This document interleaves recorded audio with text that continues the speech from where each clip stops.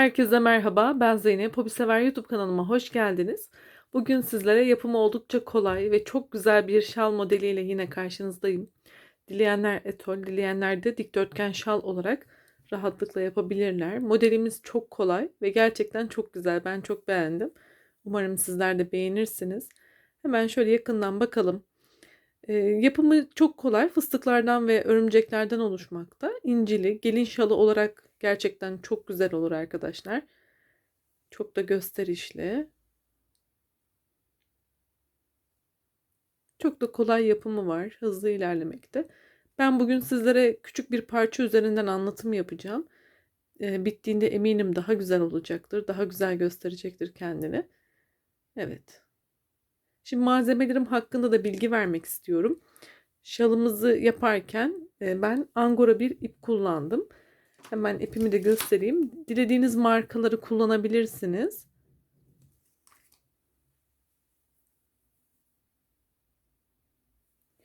Yine tığ numarası olarak ince bir tığ kullandım. 1,75 milimlik bir tığ kullandım.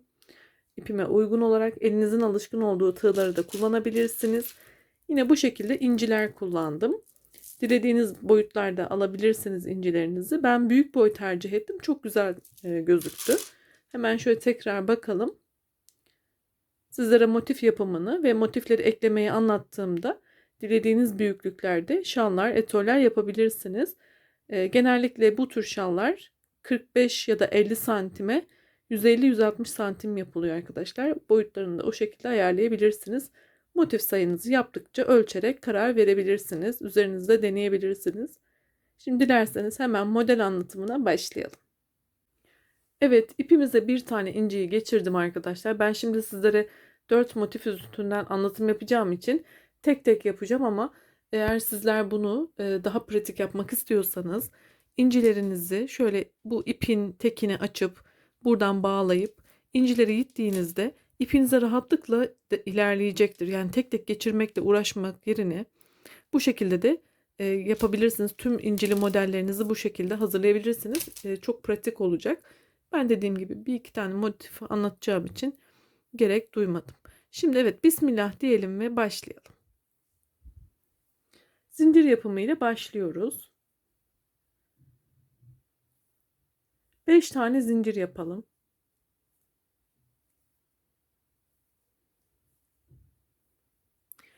Zincirimi yaptıktan sonra incimi şöyle getiriyorum. Bakın buraya.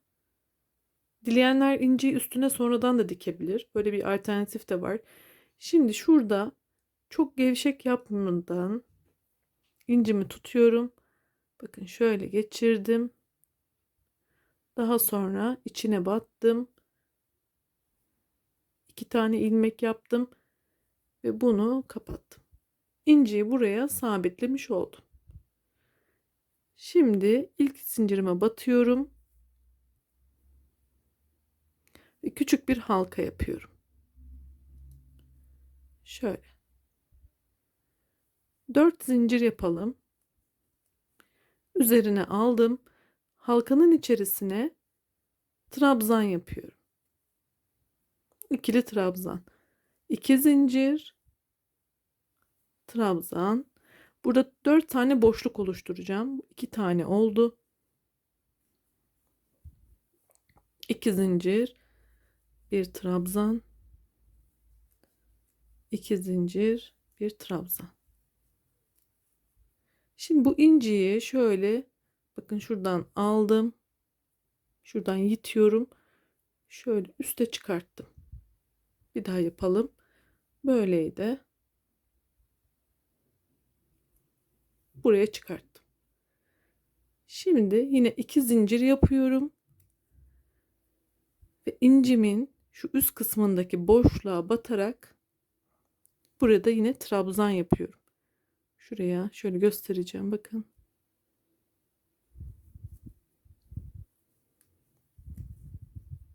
Yine 4 tane boşluk yapacağız. Toplamda 8 tane olacak. 2 zincir. Bakın şuraya.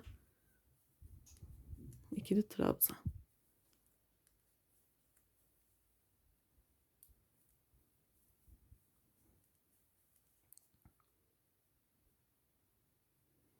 7 boşluk olduktan sonra 2 zincir ve ilk boşluğuma batarak burayı kapatıyorum. Bakın inci böyle yukarıda kaldı. Arkasına da göstereyim. Şimdi fıstıklarımızı yapacağız. İlk boşluğa şöyle ipimi uzatıyorum. Bakın şöyle parmağımla gösterecek olursam şöyle uzun olacak. Çok kısa yapmayın. Üstüne aldım. Buraya 6 kere sarıyorum. 1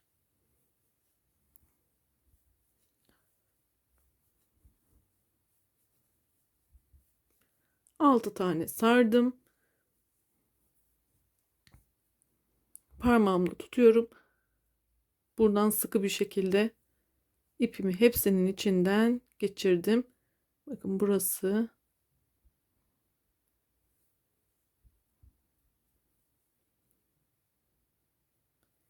Bir tane zincir yapıyorum. İlk fıstığımız oldu. Şimdi örümcek yapacağız. Yine ipimi uzatıyorum. Burada örümceklerimiz uzun olacak. Yine şöyle parmağımı tutayım, bakın ölçüsüne. Ne yapıyorum? Buradan ipimi alıyorum. Şurayı sıkıca tutacağım önce. Tuttum.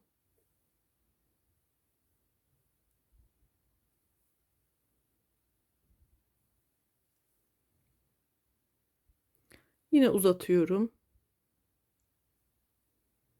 Burayı sıkıca tuttum. 2 tane örümcek yaptım ucuca. Bunlar benim uzun örümceklerim. Şimdi üzerine aldım. Yana geçtim. Buraya da 6 kere sardım, fıstık yapıyorum.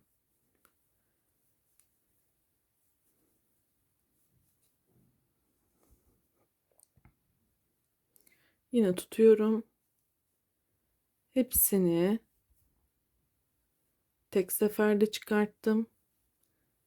Bir zincir. Şimdi 2 tane de küçük örümcek yapacağız. Bakın şöyle. Bakın böyle küçük.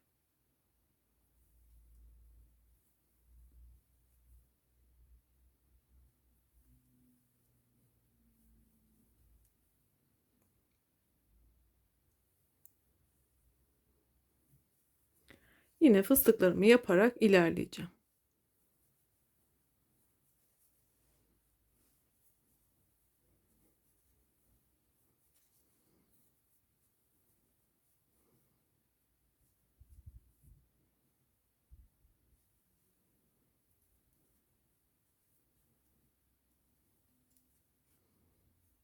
Köşelerde uzun, aralarda küçük örümcekler yapıyoruz. Burası benim ilk köşem. Kare motif yapacağız biliyorsunuz. Şimdi devam edeceğim. İkinci köşeme geldiğimde burada yine uzun olan örümceğimi yapıyorum.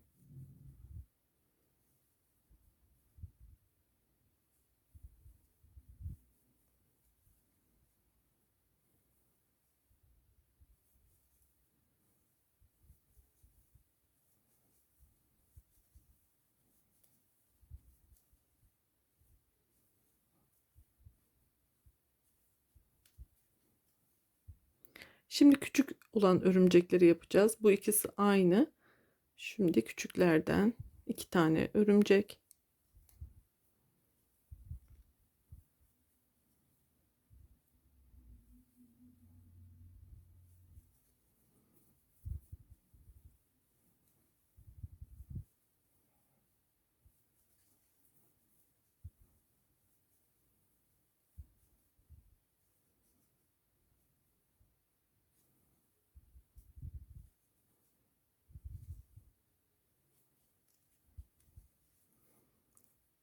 Bakın.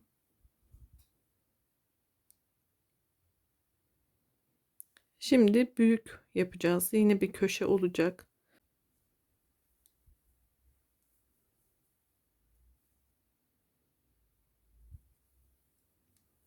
İki tane büyük örümceğimi de yaptım. Aynı devam ediyorum. 6 kere sardım, fıstık yapıyorum.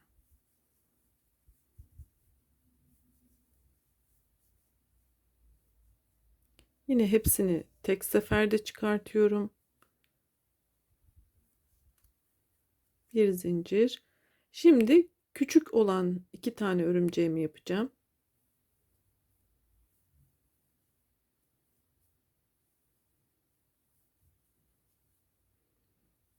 Üzerine aldım.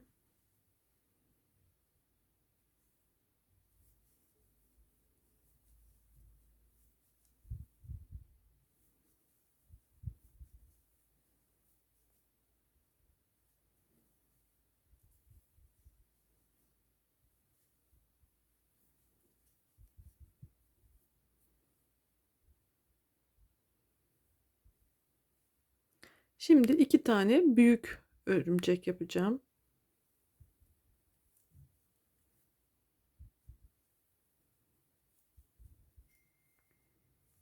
Ve son fıstığımı da yapıyorum.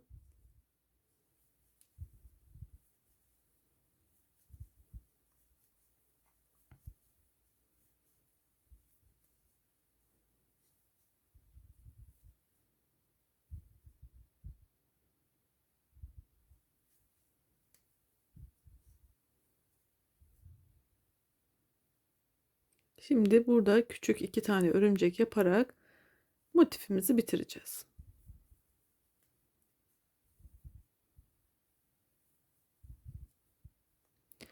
Ve ilk baştaki fıstığın tepesine batıp şöyle kaydırdım. 2 tane de zincir yapıp burada ipimizi keselim.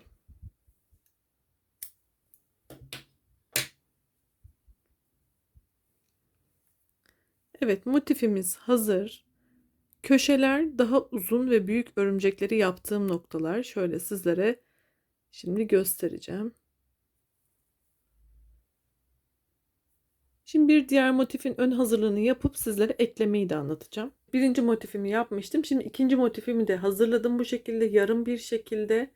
Şöyle göstereyim. Burada ne yapacağız? Birinci motife ikinci motifi eklemeyi anlatacağım. Şimdi bunu ekliyoruz. Yani şöyle eklemeyi yapacağız. Hemen yapalım. Bu motifimde uzun kenarı yaptım. İkinci uzun kenarı ve şimdi yine uzun kenardayım, köşedeyim. Her zaman köşelerde ekleme yapıyoruz arkadaşlar. Bunu unutmayalım. Uzun bir tane örümceğimi yapıyorum. Burada uzun olanı yaptım. Şimdi diğer motifimi alıyorum. Köşelerden herhangi birine şöyle batalım. Bakın.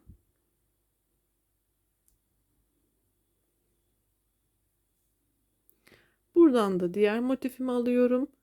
Bunu bunun içinden geçirdim. Bir tane zincir yaptım. Şimdi yine uzatıyorum. Uzun bir tane örümcek yapıyorum. Burada köşeleri eklemiş oldum. Üzerine aldım. Şimdi fıstığımı yapıyorum. Yarım motifimi de tamamlıyorum.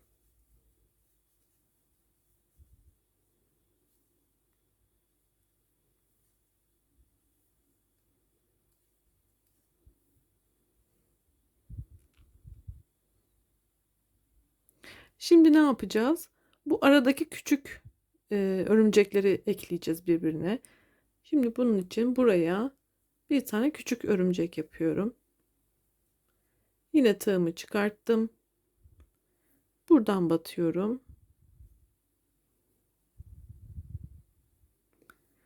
Bir zincir. Eklememi yaptım. Yine küçük bir örümcek. Üzerine aldım. Şimdi yeni fıstığımı yine yapıyorum.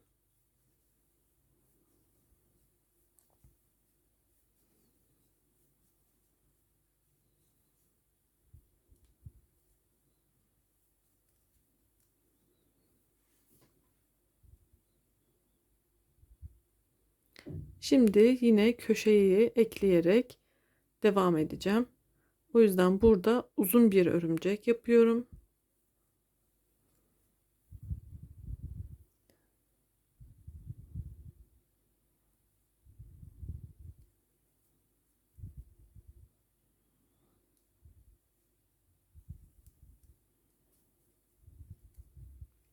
Ve motifimi bitiriyorum.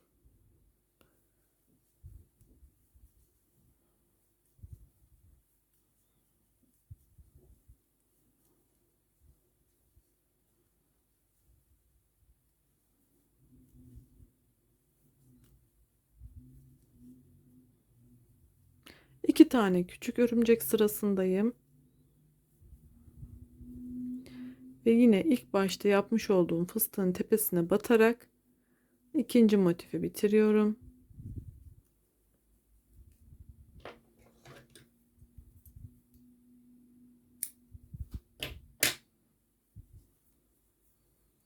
Şöyle bakın. Motiflerimizi ekledik. Bu ipleri de şöyle arkaya alarak gizleyin arkadaşlar.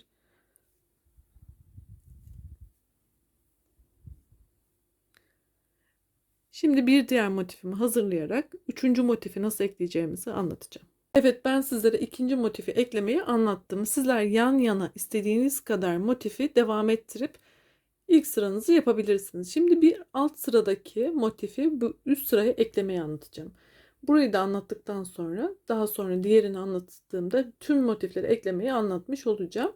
Şimdi buraya şu motifi eklemeyle devam edelim. Yine ön hazırlık olacak şekilde iki kenarı yaptım, şöyle köşeyi. Üçüncü köşedeyim. Yine burada uzun olan örümceğimi yaptığım kenarla başlıyorum köşeyle. Evet, bir tane yaptım. Şimdi batacağımız yerleri göstereceğim. Önce bu orta noktaya, sonra buraya, sonra da buraya batacağız. O yüzden şimdi hemen şöyle çeviriyorum. Şuradan başlayacağım. Tam böyle orta noktasına tığımı batırdım. Buradan da bunu aldım. Bir zincir yaptım. Şimdi yine uzun bir örümcek yapıyorum. Şöyle göstereceğim. Devam ediyorum.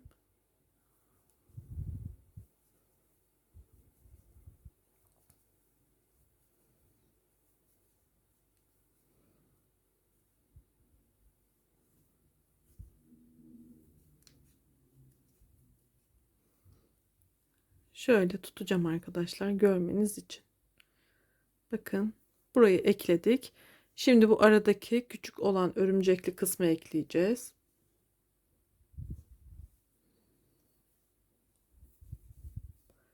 Şurada küçük bir örümcek yapıyorum. Tığımı bıraktım. Yine ilk motifimin ortasına batıyorum.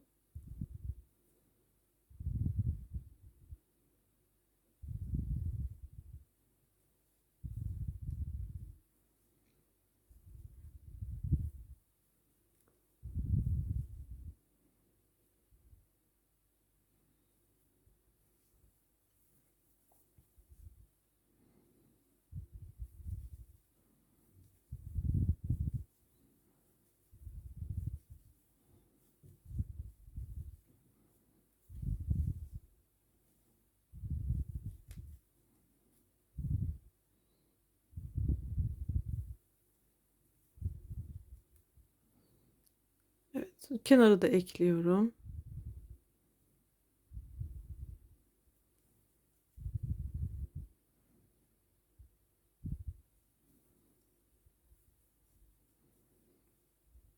Ve devam ederek motifimi tamamlıyorum.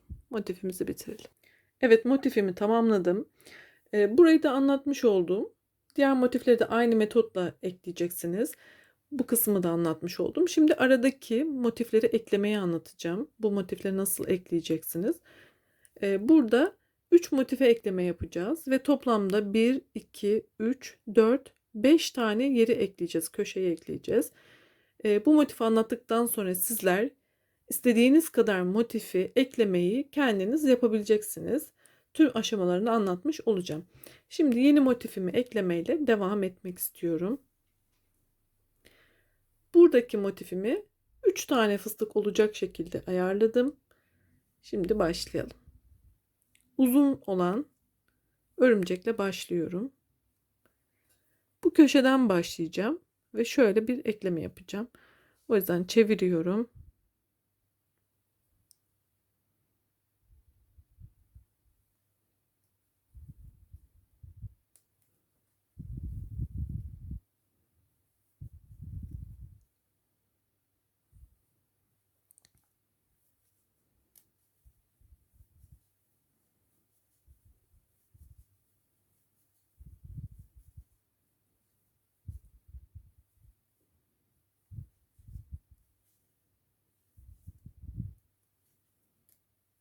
Evet, buraya ekledim. Şimdi şu küçük olan motifleri ekleyeceğim, örümcekleri.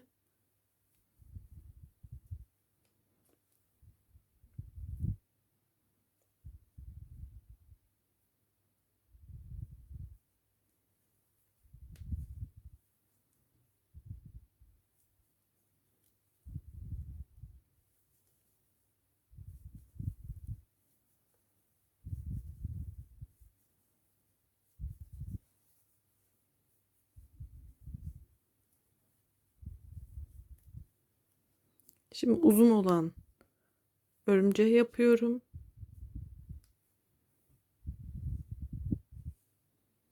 Ve tam orta noktadaki ekleme işlemini yapacağız. Onun için yine tığımı tam orta noktaya batırıyorum.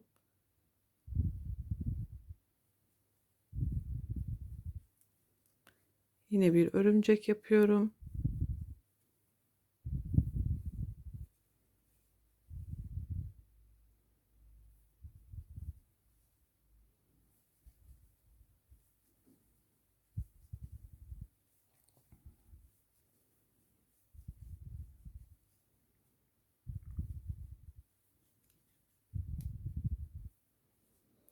Şimdi bu motifime ekleme yapacağım. O yüzden şu noktaya küçük örümcekle ekleyeceğiz.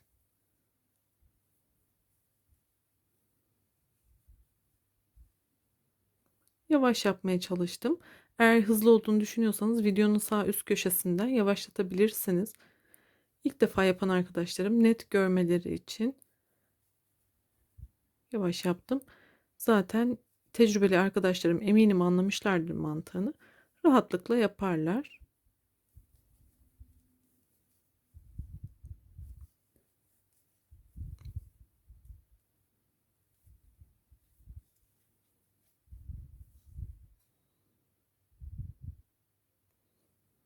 Son kenarımız kaldı. Buraya da ekleyelim köşemizi.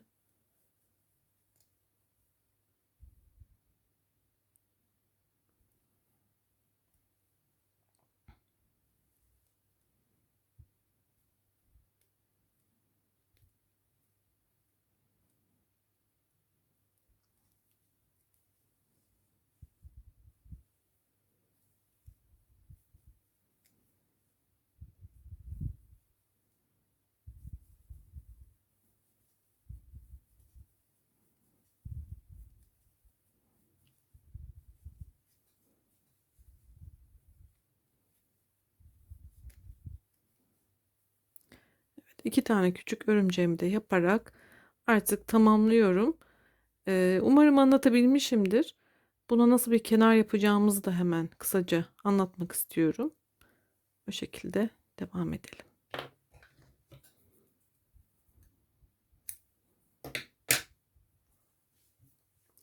Evet, motiflerimizi ekledik.